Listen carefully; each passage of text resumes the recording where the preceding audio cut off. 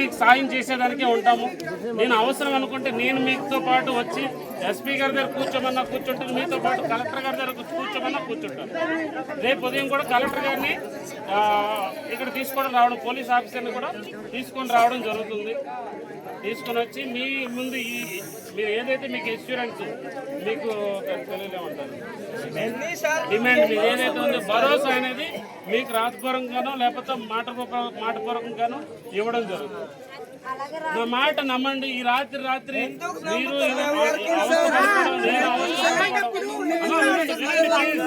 మీరు ప్లీజ్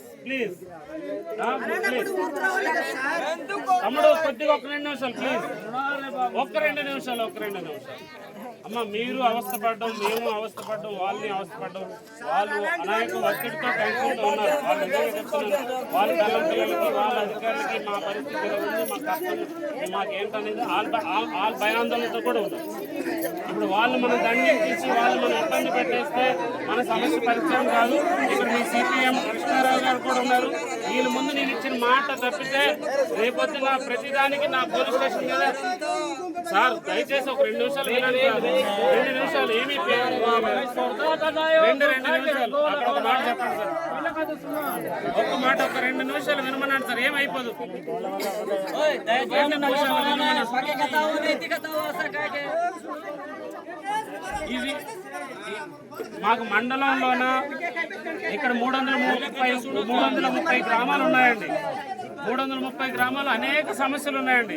ప్రతి ఒక్క సమస్యకి మీ సిపిఎం కృష్ణారావు గారు వస్తారు, అనేక సంఘాలు కూడా వస్తాయి. మేము ఒక మాట జారిపోయి ఒక మాట జారిపోతే మేము రేపటి నుంచి ఉద్యోగం చేయలేం. మీరు దయచేసి నన్ను కూడా నమ్మకపోతే నేనేం చేయలేను.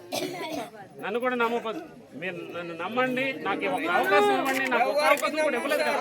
ఈ ఒక్క అవకాశం ఇవ్వండి. ఈ ఒక్క అవకాశం నన్ను వినండి సార్ ప్లీజ్ వినండి. ఒక్క 2 నిమిషాలు వినండి, ఇంకా మాట్లాడలేదు. నాకు ఒక్క అవకాశం ఇవ్వండి. నాకు ఒక్క అవకాశం ఇవ్వండి. నేను మాట తప్పే మనసు కాదు. మీ డిమాండ్ మీకు ఖచ్చితంగా మీ డిమాండ్ నేను నా సహాయ శక్తిలో నేను మీ డిమాండ్ని రేపు నేను తీసుకొస్తున్నాను. Thank you.